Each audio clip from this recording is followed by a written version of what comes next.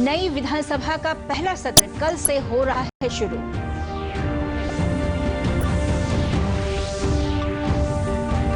विधान परिषद के नवनिर्वाचित 8 सदस्यों को दिलाई जा रही है शपथ।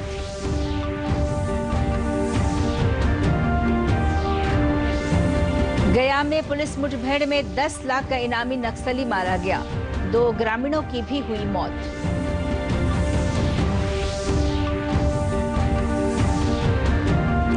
और छठ के बाद यात्रियों की सुविधा के लिए किया जा रहा है विशेष ट्रेनों का परिचालन।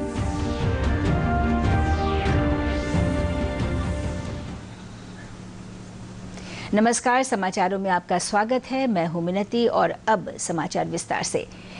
नई विधानसभा का पहला सत्र 23 नवंबर से शुरू हो रहा है। सत्र 27 नवंबर तक चलेगा। कोरोना के कारण सामाजिक दूरी को ध्यान में रखते हुए सत्र का आयोजन सेंट्रल हॉल में किया जाएगा। 23 और 24 नवंबर को सदस्यों को शपथ दिलाई जाएगी। 25 नवंबर को विधानसभा अध्यक्ष का चुनाव किया जाएगा। 26 नवंबर को राज्यपाल फागू चौहान दोनों सदनों के सदस्यों को संयुक्त रूप से संबोधित करेंगे। सत्र के अंतिम दिन 27 नवंबर को राज्यपाल के अभिभाषण पर धन्यवाद प्रस्ताव और सरकार की ओर से उत्तर होगा। विधान परिषद के नवनिर्वाचित 8 सदस्यों को आज शपथ दिलाई जा रही है। विधान परिषद के कार्यकारी सभापति अवधेश नारायण सिंह ने बताया कि शपथ लेने वालों में स्नातक और शिक्षक निर्वाचन क्षेत्र से जीते Neeraj Kumar, Madan Mohan Jha, Devesh Chandra Thakur, Sarvesh Kumar, doctor NK Yadav, professor Naval Kishore Yadav, professor Sanjay Kumar और केदार पांडे शामिल हैं। विधान परिषद की 8 सीटों के लिए 22 अक्टूबर को मतदान कराया गया था और 12 नवंबर को इसके लिए मतगणना की गई थी। बिहार सरकार भ्रष्टाचार को लेकर जीरो टॉलरेंस की नीति पर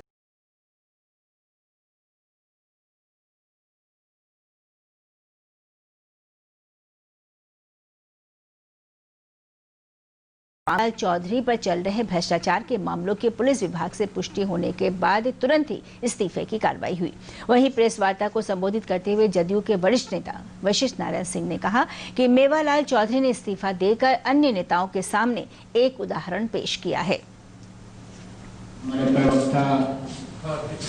और इनको मैं विशेष रूप से जो हमारा CCC है उससे हम कभी कॉम्प्रोमाइज नहीं करेंगे और ना हम किसी को फंसाते हैं ना हम किसी को बचाते हैं। इसका स्पष्ट उदाहरण मेवालाल चौधरी जी के केस में है।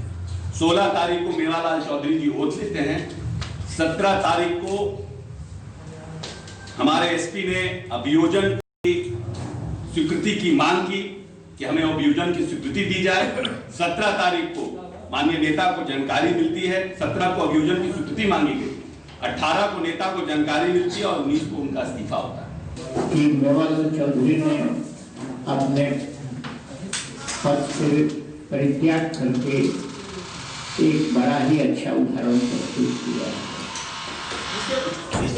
और लंबे काल से बिहार के मुख्यमंत्री के पद पर नीतीश कुमार सुशोभित हैं। नीतीश कुमार ने राजनीतिक शुचिता का, राजनीतिक पवित्रता का बराबर ध्यान रखा है। बिहार में कोरोना संक्रमितों की संख्या 2,30,000 से अधिक हो गई है। सक्रिय मरीजों की संख्या 5,881 है। स्वास्थ्य विभाग से मिली जानकारी के अनुसार कल प्रदेश में 278 नए कोरोना संक्रमितों की पहचान की गई। राजधानी पटना में कोरोना संक्रमण के 109 नए मामलों की पुष्टि की गई। पिछले 24 घंटों के दौरान स्वस्थ होने वालों की संख्या 661 हो गई है। इसके साथ ही राज्य में अब तक 2 लाख से अधिक संक्रमित स्वस्थ हो चुके हैं। प्रदेश में इससे स्वस्थ होने वालों की दर बढ़कर 97.04% हो गई है। देश कोरोना की वैक्सीन बनाने के बेहद करीब है और कुछ ही महीनों में ये वैक्सीन सभी को उपलब्ध होगी। बक्सर में केंद्रीय स्वास्थ्य राज्य मंत्री अश्विनी चौबे ने कहा कि वैक्सीन का ट्रायल अंतिम चरण में है और इसकी उपलब्धता के बाद जनता को कोरोना की वैक्सीन मुफ्त में दी जाएगी। सबसे पहले और सबसे अच्छा वैक्सीन वो भारत का जरूर उभर करके आ रहा है। हम देशों में उसकी बांटने की व्यवस्था, समुचित व्यवस्था कैसे हो उसकी तैयारी कर लिया है और जितना ही जल्दी अंतिम परीक्षण अब मेरा चल रहा है और जल्दी ही वो परीक्षण होने के बाद कुछ महीनों के अंदर आपको दिखाई पड़ेगा और घर घर में इसके वितरण की अच्छी व्यवस्था होगी। गया जिले में सीआरपीएफ की कोबरा बटालियन और जिला पुलिस की संयुक्त कार्रवाई में 10 लाख का इनामी नक्सली मारा गया है। गया जिले के बाराचट्टी के महुअरी गांव में ये कार्रवाई की गई है। गया के एएसपी अभियान राजेश सिंह ने बताया घटना की पुष्टि करते हुए कि कोबरा और पुलिस की संयुक्त कार्रवाई में 10 लाख के इनामी नक्सली आलोक यादव को मार गिराया गया है। इस दौरान फायरिंग की घटना में 2 ग्रामीणों की मौत होने की भी खबर है। सुरक्षा बल के जवानों ने मुठभेड़ के बाद नक्सलियों से एक AK-47 और एक इंसस राइफल भी बरामद की है। छठ के बाद यात्रियों की सुविधा के लिए कई विशेष ट्रेनों का परिचालन किया जा रहा है। इन ट्रेनों के माध्यम से घर आए लोग विभिन्न महानगरों में लौटने लगे हैं। बिहार से लगभग 2 दर्जन से अधिक विशेष गाड़ियों का परिचालन किया जा रहा है। पूर्व मध्य रेलवे के मुख्य जनसंपर्क अधिकारी राजेश कुमार ने बताया कि नई दिल्ली, मुंबई, हावड़ा, अहमदाबाद, जम्मू तवी, यशवंतपुर, वास्को डी गामा जैसे बड़े शहरों के लिए कई गाड़ियां चलाई जा रही हैं। इसके अलावा 7 जोड़ी इंटरसिटी का भी परिचालन 30 नवंबर तक शुरू किया गया है। बेगूसराय के मंझौल में कांवर टाल क्षेत्र के किसानों की समस्याओं के समाधान और उसके सम्यक विकास को लेकर एक विचार गोष्ठी का आयोजन किया गया। गोष्ठी में दूरदर्शन के कोलकाता स्थित पूर्वी क्षेत्र मुख्यालय के अपर महानिदेशक सुधांशु रंजन, राज्यसभा सांसद राकेश सिन्हा सहित अन्य गणमान्य लोगों ने अपने विचार रखे। श्री रंजन ने गोष्ठी में कहा कि कांवर झील हमारी धरोहर है, इसके विकास से जल संरक्षण का स्रोत भी बढ़ेगा। वहीं राकेश सिन्हा ने कहा कि केंद्र सरकार इकोसिस्टम केंद्रीय प्लान के तहत इसका विकास और संरक्षण कर रही है।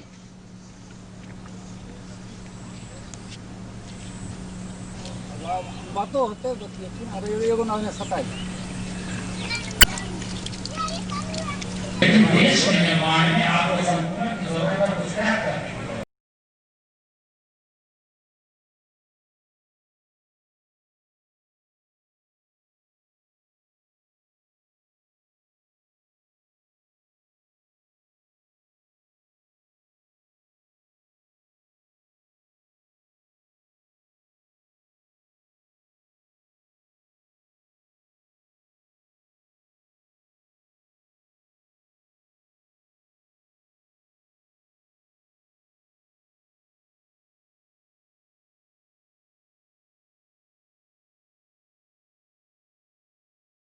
उस विरासत के प्रति अनुकूलित होना चाहिए जिससे हमें यह सौभाग्य दी।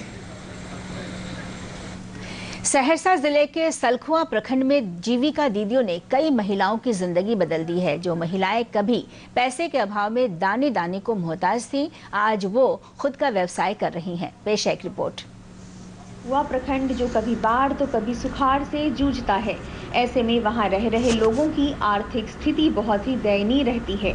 स्थानीय लोग मजदूरी करके अपना गुजारा करते हैं। गोरदा पंचायत के मुसहरनिया गांव में लगभग 300 महादलितों की आबादी है। इनके पास ना तो रहने को घर है, ना ही आने जाने का साधन। ऐसे में जीविका उनके लिए वरदान साबित हुआ है। जीविका दीदियों ने इस गांव में आकर यहां की गरीब महिलाओं को स्वयं सहायता समूह से जोड़ना शुरू किया। जीविका में जुड़ने के बाद उन लोगों ने गरीब महिलाओं को सतत जीवकोपार्जन के तहत सहायता देकर दुकानें खुलवा दी। ग्रामीण महिलाएं अमेरिका देवी और बुधियार देवी ने बताया कि पहले दूसरों के खेतों में मजदूरी करती थीं, तो किसी तरह परिवार का भरण पोषण कर पाती थीं। समूह में जुड़ने के बाद अब उन्हें जीविका के द्वारा सहायता मिलने से वे अपने परिवार का भरण पोषण कर पा रही हैं और साथ ही बचत भी कर रही हैं। समूह में जुड़लिए या बिजनेस करे छिए तो ओकर जे छै से उन्नति बढ़े छै, बढ़ जाय छै, बचत होइ छै, 200-150 टका के बढ़ जाय छै। हमे गरीब हियै, ओहिसँ हम जीविका में जुड़लिए तो ओहिसँ हमरा दुकान मिललै, ओहिसँ 1 पैसा लाभ भेलै तो बाल बच्चा के गुजर काटै छी, 1 पैसा जमा करै छी। जिला परियोजना प्रबंधक अभिषेक कुमार ने बताया कि अभी तक इस प्रखंड में जो अत्यंत गरीब हैं, उन्हें ही जीविका द्वारा सतत जीवकोपार्जन के लिए सहायता प्रदान की गई है। उन्होंने बताया कि 500 हाउस होल्ड को चिन्हित किया गया है, जिसमें 42 हाउस होल्ड परिवार को सहायता प्रदान की गई है। बाकी को भी क्रमबद्ध तरीके से सहायता दी जाएगी। तो वहाँ 42 ऐसे परिवार जुड़े हुए हैं अभी सतत जीविकोपार्जन योजना के तहत, जो कि अपने लाइवलीहुड के लिए वहाँ पे जो एसेट वो उनका होता है या फिर जो भी गतिविधियाँ वो चला रही हैं अपने लाइवलीहुड के लिए, उनको वित्तीय सहायता प्रदान करके वो छोटे मोटे दुकान और जो उनका पहले से जो एसेट वगैरह है या फिर उसको उस गतिविधि को हम लोग आगे बढ़ा रहे हैं। उप विकास आयुक्त राजेश कुमार सिंह ने बताया कि जिले में अत्यंत गरीब महिलाएं हैं, उन्हें जीविका के ग्राम संगठन के द्वारा जोड़कर 20,000 से लेकर 1 लाख रुपए की सहायता प्रदान की जाती है। उन्होंने बताया कि गरीब लोगों का चयन कर सहायता प्रदान किया जा रहा है। बिल्कुल जो निर्धनतम हैं और जिनका रोजमर्रा का खर्च चलाना भी मुश्किल है, ऐसे अल्ट्रा पुअर परिवारों को जीविका के ग्राम संगठन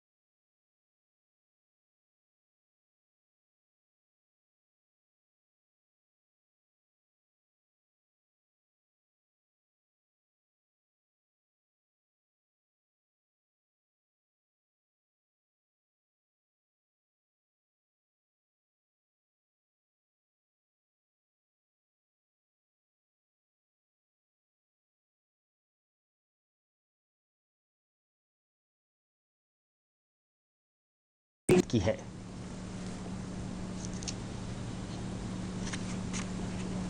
छठ के बाद मुसाफिरों की आसानी के लिए कई स्पेशल ट्रेनें चलाई जा रही हैं। इन ट्रेनों से घर आए वे लोग मुख्तलिफ शहरों को वापस होने लगे हैं।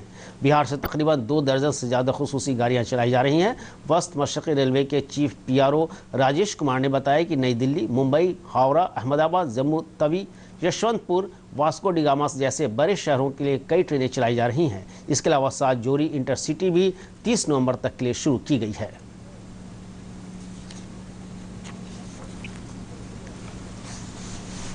बेगूसराय के मंझौल में कांवड़ टाल इलाके के किसानों के मसाइल के हल और उनके हमजहत तरक्की पर एक सेमिनार का इनेकाद किया गया। सेमिनार में दूरदर्शन के कोलकाता वाक़ मशरक़ी जोन हेडक्वार्टर के additional director general Sudhanshu Ranjan, member parliament Rakesh Sinha समेत दीगर अहम लोगों ने अपने ख्यालात का इजहार किया।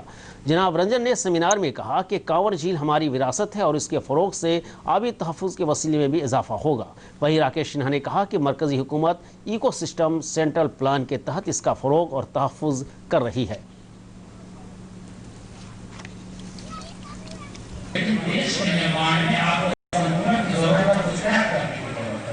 दिक्कत ये है कि यहाँ जमीन एक ऐसा मुद्दा है जिसमें कोई भी आवाज ठोक देता है।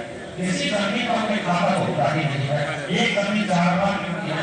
आपने जो जमीन खरीदी पता चले कि वहाँ पर पहले उसे पता है कि किसी बात पर एक बहुत बड़े शासक थे और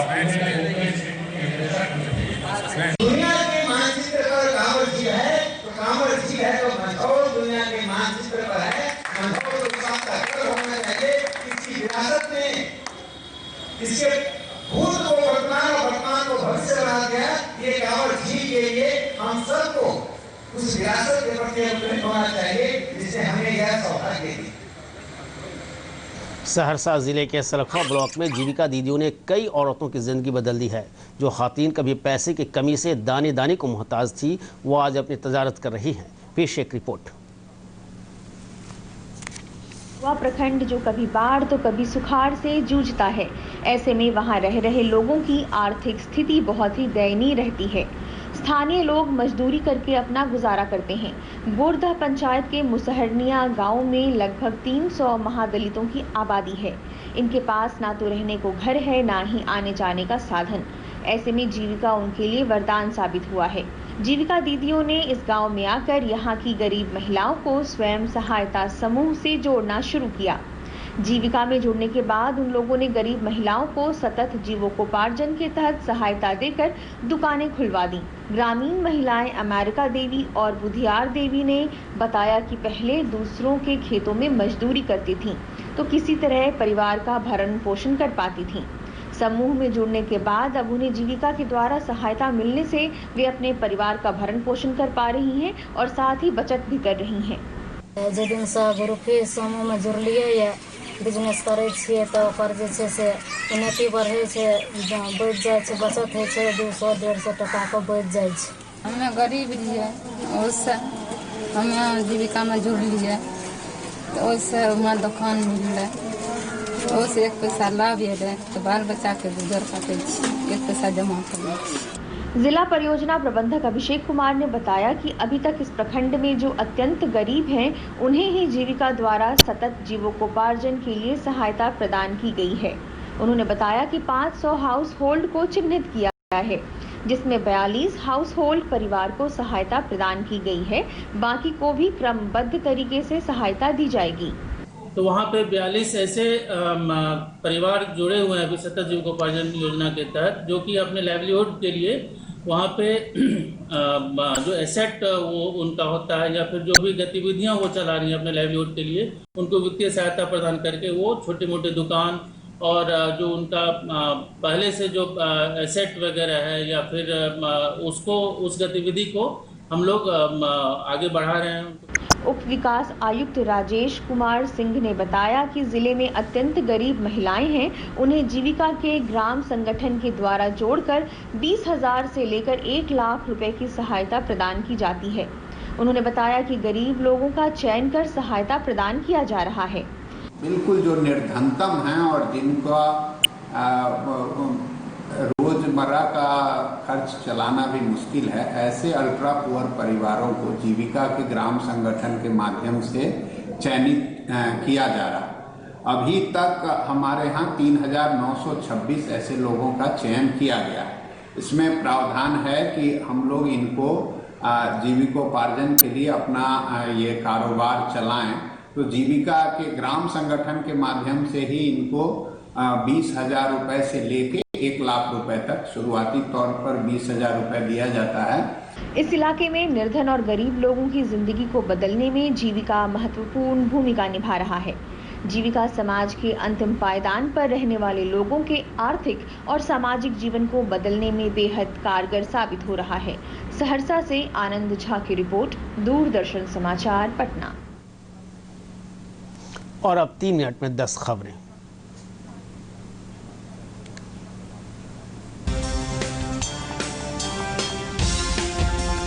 वज़ीर-ए-आज़म नरेंद्र मोदी ने आज उत्तर प्रदेश के मिर्ज़ापुर और सोनभद्र जिले में पीने के पानी के प्रोजेक्ट का संग बुनियाद रखा।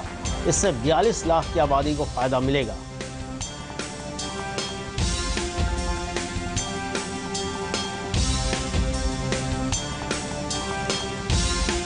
वज़ीर-ए-आज़म नरेंद्र मोदी ने 15वीं G20 चोटी कॉन्फ्रेंस से वर्चुअल खिताब करते हुए कहा कि दूसरी आलमी जंग के बाद कोरोना दुनिया के सामने सबसे बड़ा चैलेंज है।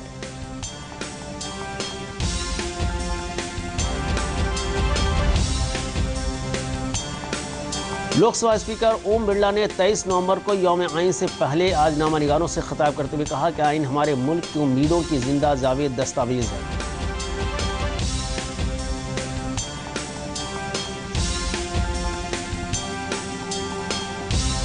कोरोना से बचाव के लिए कौमी सतह पर कई कोशिशें की जा रही हैं। मुल्क में अब तक 13 करोड़ से ज्यादा टेस्ट किए जा चुके हैं।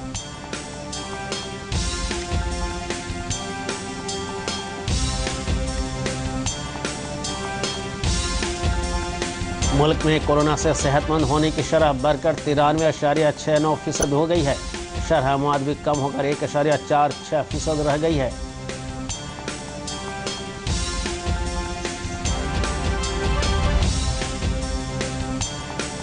राजस्थान हुकूमत ने कोरोना के बढ़ते मामलों के पेश नज़र 8 जिलों में रात का कर्फ्यू लगाने का फैसला किया है।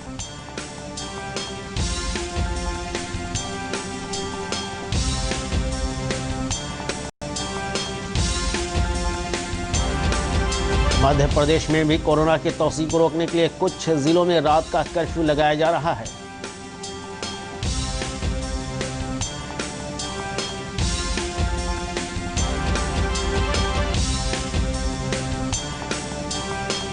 कर्नाटक में कोरोना की रोकथाम के लिए खुसूसी कोशिश की जा रही है। रियासत से अब तक 1 करोड़ लोगों की कोरोना जांच की गई है।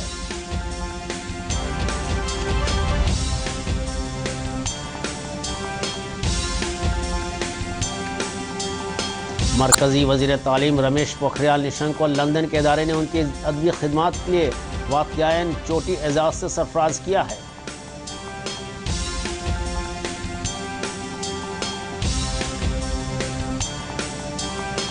पंजाब में किसानों ने गुज़श्ता कई दिनों से जारी रेल रोको तहरीक को 15 दिनों के लिए मुलतवी करने का फैसला किया है।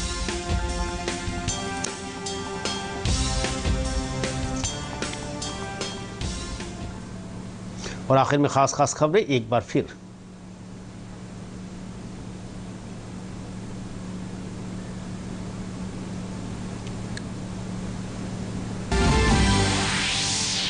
नई असेंबली का पहला इजलास कल से शुरू हो रहा है।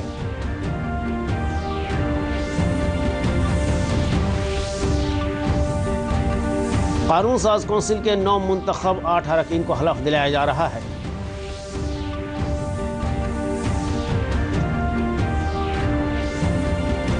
गया में पुलिस मुठभेड़ में 10 लाख का इनामी नक्सली मारा गया। 2 देही बाशिंदों की भी मौत हुई।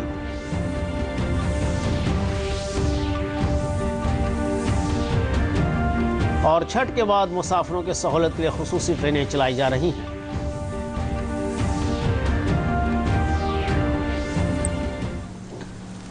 नाज़रीन, खबरों में इतना ही। कोरोना से बचाव के लिए हमेशा 2 गज का फासला ज़रूर बनाए रखें, हाथों को सैनिटाइज करें और सही तरीके से मास्क लगाएं। आदाब।